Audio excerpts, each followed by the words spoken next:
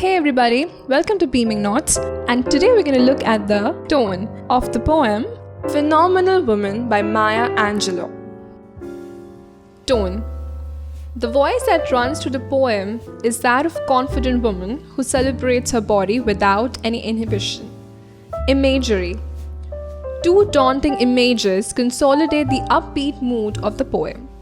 First one is men like bees flock after the poet who denounces all the beauty stereotypes and prefers to lead her life on her own way.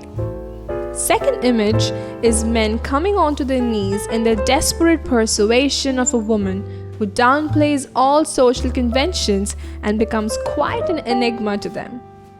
Irony. The poem has a deep ironical voice.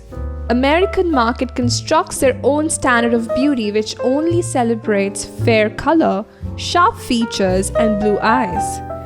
Here, Maya Angelou makes a strong case for those who do not fall into this category.